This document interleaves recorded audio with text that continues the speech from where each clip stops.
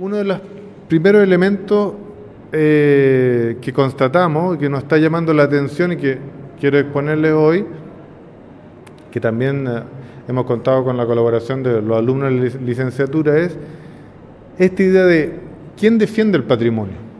Estamos claros que lo que hemos escuchado de los colegas, hay, podríamos decir, una moda, hay un flujo respecto al patrimonio y a la memoria, ¿cierto? De hecho, hay en estos momentos también en paralelo un congreso de la memoria, y la pregunta es decir, cuando más están modernizándose las sociedades, la gente está buscando como respuesta en el pasado. Ahora, este pasado, podríamos decir, no es un pasado clásico, es otro tipo de pasado, otro tipo de memoria, más coyuntural, más política.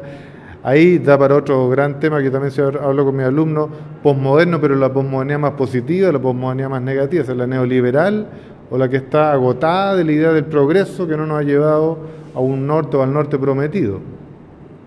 Y en este caso, lo que yo quiero exponerle bien sucintamente es quién es el sujeto de este patrimonio. Uno es el objeto del patrimonio, de preocupación, la memoria, pero quién es el sujeto que está interesado en defender esa memoria. Entonces, por eso partiendo de esta pequeña como clasificación, originario, podríamos decir el habitante histórico, colono, de esto que también los arquitectos usan mucho, ¿cierto? De la gentrificación, del gentrify como positivo o negativo, y el invasor. Yo creo que estos tres actores están conjugándose en lo que le pusimos acá, territorios patrimoniales. Estos tres actores como que entran en pugna, se diferencian, y en paralelo también, algo que nos decía nuestro buen amigo García Canclini, el patrimonio ya no es una cosa de expertos del pasado, pero resulta que la mayoría de los que estamos acá somos antropólogos, historiadores, arqueólogos, restauradores, conservadores, bueno, también arquitectos, pero en general seguimos siendo especialistas del pasado, lo que lleva ya a una reflexión más epistemológica. ¿Es la antropología en sí misma también un experto del pasado o está abriéndose de otros campos también que tienen que ver con problemas actuales y coyunturales de las sociedades contemporáneas? Entonces hay hartos campos de acción y diálogo. Parto con esta imagen del barrio Patronato para tratar de ver el sujeto. El barrio Patronato, tal como nos describía Francisca, es un barrio que se ha autodeclarado en su patrimonio un barrio multicultural. Ellos entraron por otro lado en su lucha patrimonial. Ya desplazaron la historicidad, que es un punto que a mí también me llama mucho la atención.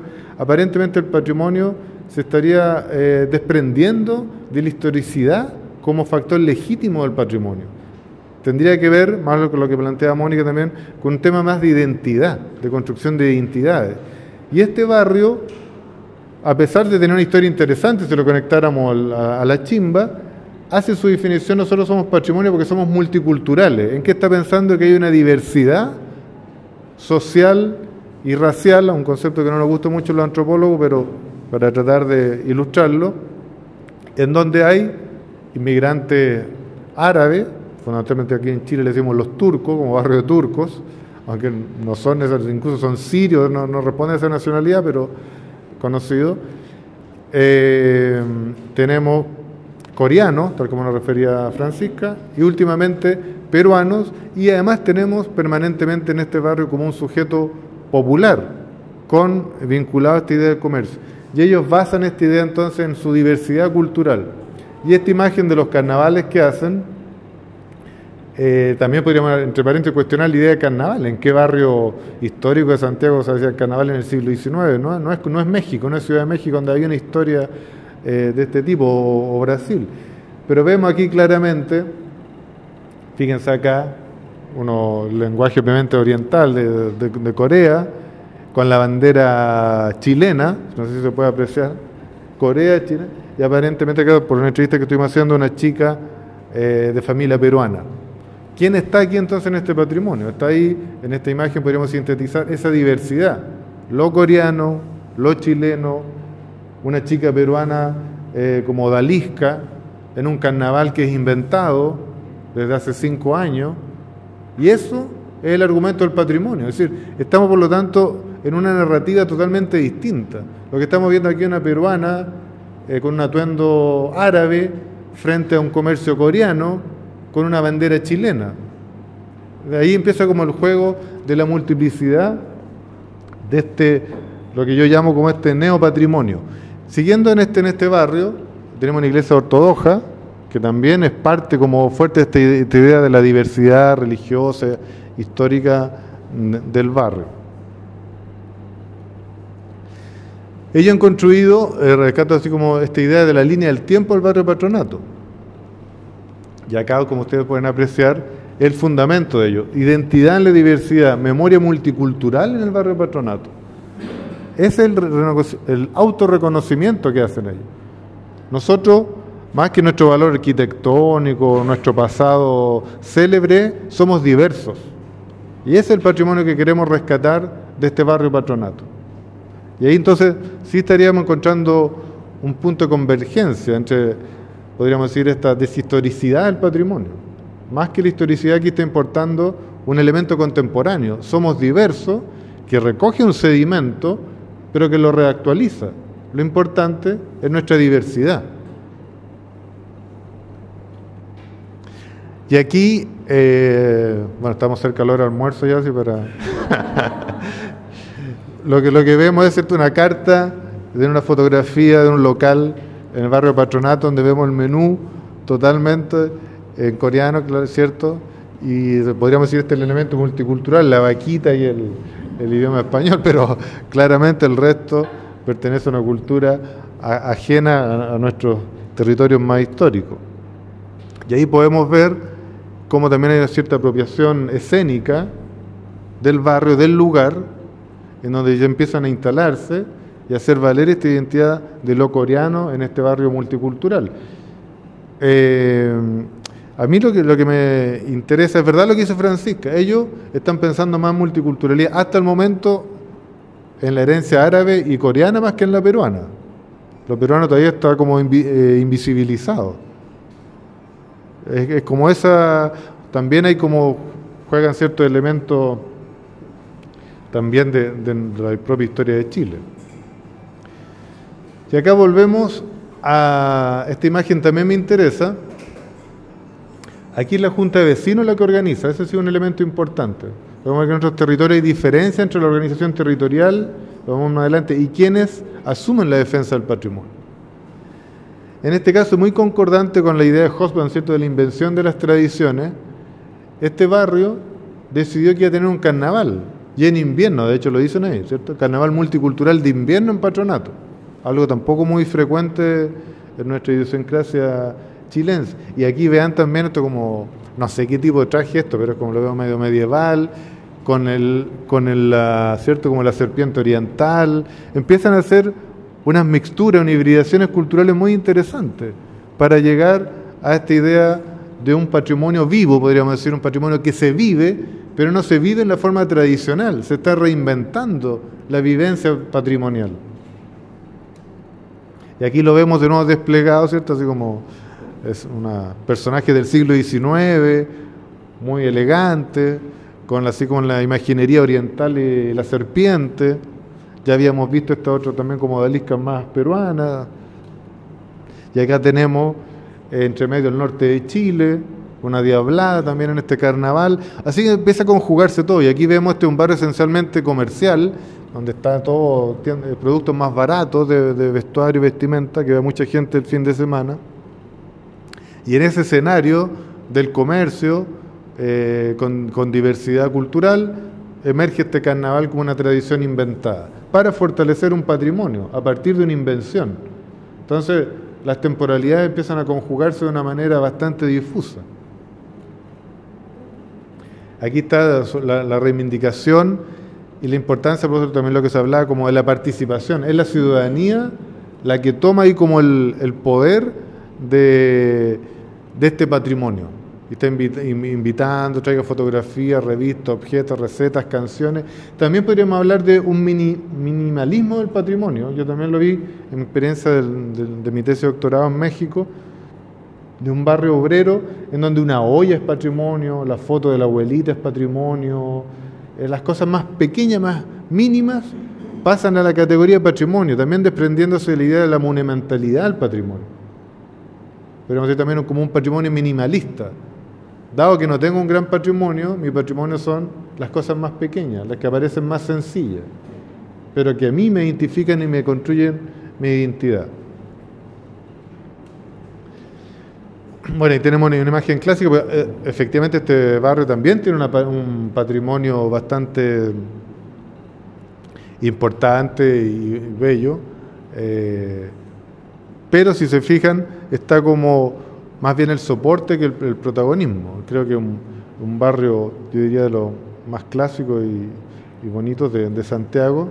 Tenemos aquí, de hecho, a Julieta, una colega que trabaja en la sede del Centro Nacional de Conservación y Restauración, que realmente es como un pequeño palacio muy bonito, ahí en medio de este barrio. Por lo tanto, hay arquitectura, pero lo interesante es que el eje no está puesto sobre el objeto, sino sobre los sujetos. Y aquí, para terminar esta visión de este barrio, que a mí esta imagen me gustó, no es una fotografía mía, la rescato, me refiero a esta cotidianidad también del patrimonio. Volvemos a ver el menú, un afiche de un torero español y chilenos comiendo naturalmente en la diversidad cultural de lo que el barrio se jacta. Y ocurre con total naturalidad. Y entonces un patrimonio de la diversidad humana, de la multiculturalidad, que es un concepto tan cercano también a la antropología. Esto ocurre cotidianamente. Yo también tengo dudas, porque me ha pasado, por eso lo que comentaba, no sé si Marisol o Mónica, esta idea, si le preguntáramos, oiga, ¿esto es su patrimonio? Es raro, como que el concepto de patrimonio funciona más entre los expertos que entre la ciudadanía. Saben que hay una defensa del patrimonio, pero como que todavía el concepto no es quizás el concepto más adecuado. Yo creo que los especialistas no hemos logrado, vamos a tener que reinventar ese concepto, porque la gente lo siente en su vida cotidiana. Me tocó también hace unos días ir a un pueblito muy rural en Santiago, se llama Zúñiga, que le declararon sus fachadas coloniales patrimonio, ahora el Consejo de la Cultura. La organización estaba muy contenta y le fueron a contar a la gente, oiga, su casa era un patrimonio, a la gente no le gustó. Le decía, pero si es mi casa, yo no quiero que sea patrimonio. Como que todavía es un concepto que está como una entelequia de difícil asimilación del ciudadano. Yo creo que hay un tema interesante para debatir como campo. Pasamos al otro barrio clásico de la ciudad, barrio Yungay, que también empezó con su celebración del roto chileno. Ahora, ¿quiénes son los habitantes del barrio Yungay? O sea, de hecho, el roto chileno, esta imagen debería ser obviamente el centro del barrio, pero es, como ocurre en todas las zonas declaradas patrimonio, el sujeto que se quiere expulsar de la zona patrimonial. Entonces viene la segunda contradicción. El sujeto que habita el lugar declarado patrimonio, inmediatamente declarado patrimonio debe ser expulsado. ¿Cierto? Que es lo que se llama este proceso de gentrificación. O sea, el sujeto que habita no puede habitar el lugar patrimonial. Gran contradicción. Y además está en la plaza del roto chileno, o sea, el monumento al roto chileno. Pero este roto chileno empieza a ser incómodo. Ahora yo les cuento así una anécdota personal, siempre es como feo hablar de uno mismo, pero yo andaba buscando un departamento para comprar y fui a ver este barrio que me gustaba, encandilado por esta imagen patrimonial, pero recuerdo haber ido, yo tengo un hijo pequeñito, y a las 4 de la tarde, efectivamente, el roto chileno en su máxima expresión durmiendo en la plaza, y llegó carabinero y lo sacó a golpe. No era golpe, era como con una cosa que les daba unos golpes de electricidad que los despertaba de la borrachera. Entonces el espectáculo... Pero ahí uno como especialista entra en contradicción. O sea, si yo vengo acá, en realidad no quiero esto. ¿Qué quiero entonces de patrimonio? ¿Quiero el sujeto o me quiero el sujeto yo resignificando el patrimonio? Conclusión, no compré ahí. pero esos temas personales a veces son buenos porque lo confrontan entre el especialista y lo que uno quiere de vida cotidiana, para uno mismo. Pero esto sí es lo que Yungay quiere de sí mismo y yo creo que todos tenemos nuestro imaginario. ¿Cierto? Y lo que están las postales de Yungay, ¿cierto? Como un barrio que se rescata, y empieza esta tradición, igual que en Valparaíso. Me recuerdo que alguien me dijo, cuando investigaba Valparaíso también, Valparaíso nunca fue de colores. Los historiadores estaban enojados porque justo hubo un programa en que se les regaló pintura a la gente para que pintaran sus casas en Valparaíso.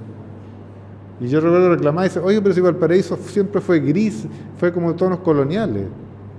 ¿De dónde sacaron que el Valparaíso patrimonial tiene que ser multicolor? Estaba la imagen esta de la Boca, ¿cierto? Puede ser, del mito de la Boca, pero Valparaíso nunca fue multicolor. Y aquí en Yungay también empezamos a ver cómo empieza a aparecer esta idea de los colores en un barrio que, como era la colonia chilena, era esencialmente, bueno, siglo XIX más que colonia, pero gris.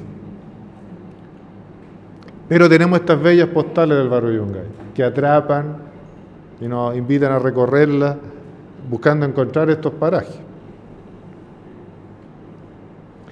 Y empieza esta idea también de una organización fuerte, que la Asociación de Barrio Yungay, el sitio Yungay, que empieza a reflexionar sobre sí mismo y empieza a tomar fuerza. Pasa en un festival también, una nueva invención, y ahí ya empiezan a agregar por la defensa de nuestro patrimonio, ya se empieza a incluir esta idea, empieza a aparecer, a propósito también lo que señalaba Luis, en esta idea de Giudice de el patrimonio como un recurso, la cultura como un recurso. Nos damos cuenta que el patrimonio sirve para algo, nos sirve para ciertas defensas. También una pequeña anécdota, perdón que me desvíe, me contaron algunos amigos del Consejo de la Cultura que llegó un día un señor con un carrito de, no me acuerdo si era manicero o esto no, de los que venden churros, a pedir, como sabía que estaba en la Declaratoria de Tesoro Vivo de la Humanidad, un nuevo programa del Gobierno de Chile, él quería ser declarado Tesoro Vivo por vender churros en las calles de Valparaíso, porque tenía problemas de vender churros. Y esperó toda la tarde hasta que lo atendieron. Obviamente le explicaron, esto es un concurso, no podemos nombrarlo, pero le dieron una cartita diciendo que parece que su actividad era muy importante, una carta, me imagino, protocolar, y un par de semanas después volvió muy contento este señor, lo volvieron a ver, y dijeron, pucha, este señor viene a hacerle algún problema, ¿qué pasa? Y el señor, lo atendieron, estaba muy contento. Y dice, ¿por qué nos viene a agradecer? Porque sabe, desde que ustedes me dieron esto, que yo tengo como un valor patrimonial, los carabineros ya no me corren y no me sacan partes. O sea, inmediatamente hizo la conexión. Si yo tengo algo que ver con el patrimonio, voy a estar protegido en Valparaíso. Entonces también hay, la inteligencia social a veces funciona más rápido que la propia academia. Entienden que sirve para algo. No sé si tan concienzudamente. Pero aquí sí hay un proyecto político detrás y empezamos a ver, tenemos, bueno, hartos aquí jóvenes en la sala, grupos que son muy cercanos hoy día a la juventud chilena, ¿cierto? Que también está reinventando la cumbia, la cueca, que también es un proceso bien interesante. Y empiezan a unirse todos esos elementos, el arte, el patrimonio, la ciudadanía, la política. Ahí celebrando el primer año de la zona típica, cuando logran la declaratoria. La fiesta del roto chileno, y acá también cambia el nombre, el concepto, con la paradoja que ya conversamos, un roto que ya no existe, pero se celebra.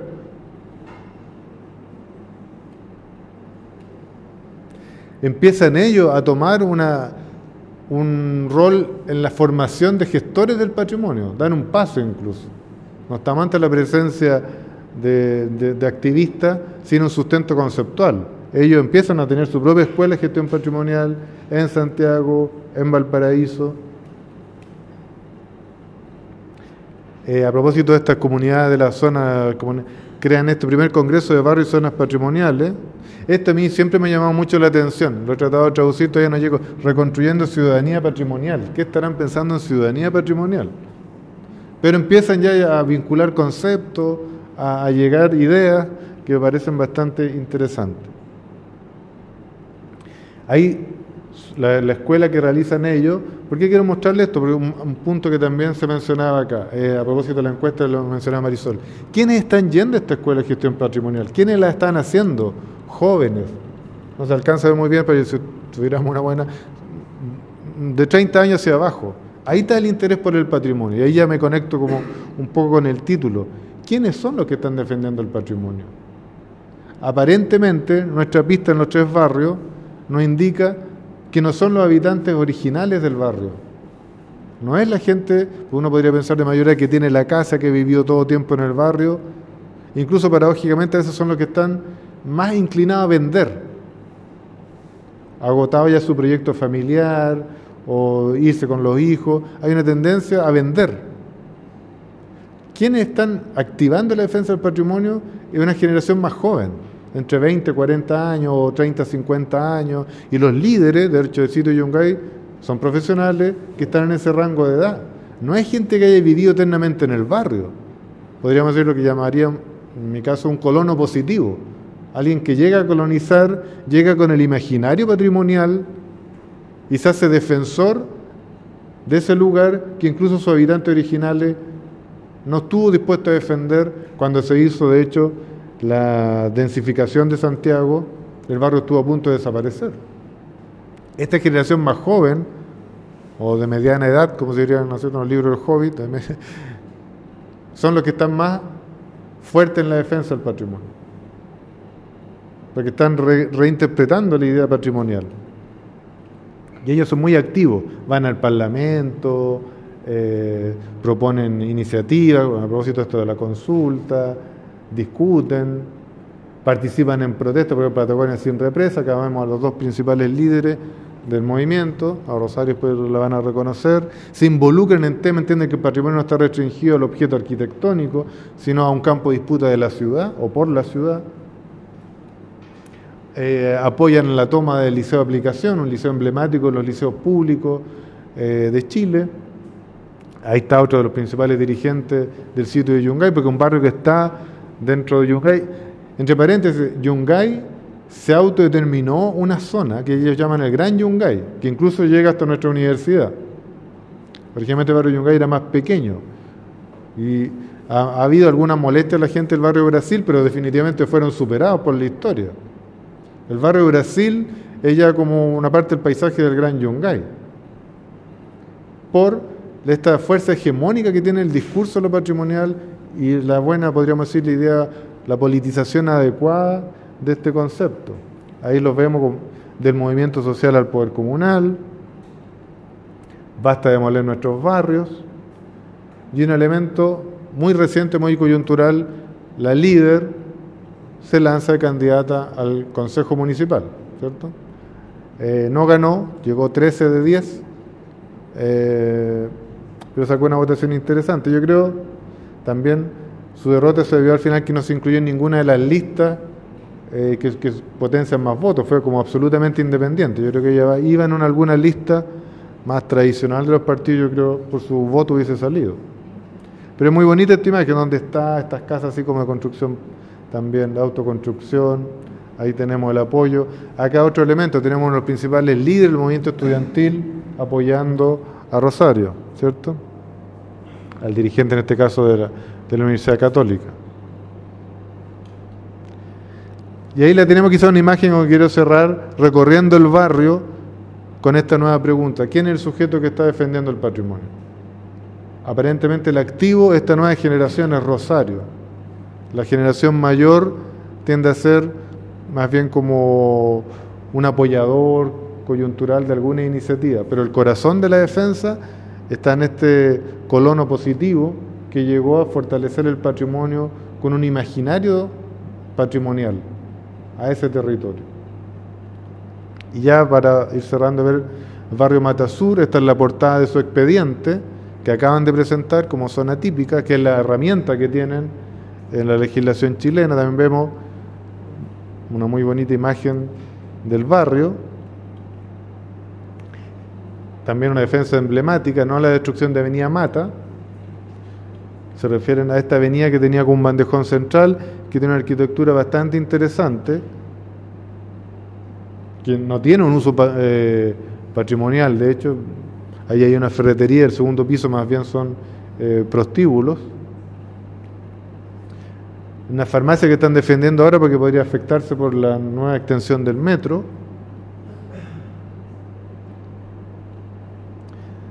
Este es el bandejón central que ellos defendieron, porque el nuevo transporte público lo iba a destruir, Transantiago, iba a pasar por el centro, y una defensa férrea que no se destruyera porque era parte de su historia. Ahora lo interesante, ¿por qué esta ciclovía? Porque también me ha llamado mucho la atención cómo se incorporan nuevos objetos y nuevas prácticas en esta idea del patrimonio. Ahora resulta que tener y andar en bicicleta es patrimonial. ¿Desde cuándo la bicicleta se transformó en un objeto patrimonial? es difuso, pero como que los barrios patrimoniales están defendiendo mucho, no el uso del automóvil, sino que el uso de la bicicleta. Por lo tanto ya empieza a constituirse como un imaginario de ciudad. Si tenemos que vivir a escala humana, tenemos que conocernos, tenemos que tener almacén y no supermercado, y tenemos que andar idealmente en bicicleta, y además le agrego huerto orgánico. O sea, hay un conjunto, un imaginario que se desplaza el objeto y empieza a incorporar otro objeto. Ahí también hay, como vemos, mayoritariamente gente joven, hasta con sus mascotas ahí apoyando, que está detrás de esta defensa. Lo que a mí me parece obviamente sano y auspicioso. Ahí tenemos el lanzamiento de calles de adoquines con boletín. Ahí sí hay una combinación como de los abuelitos del barrio con los nietos y amigos, que esta publicación, tienen un boletín patrimonial, donde sí ahí rescatan imágenes de su pasado.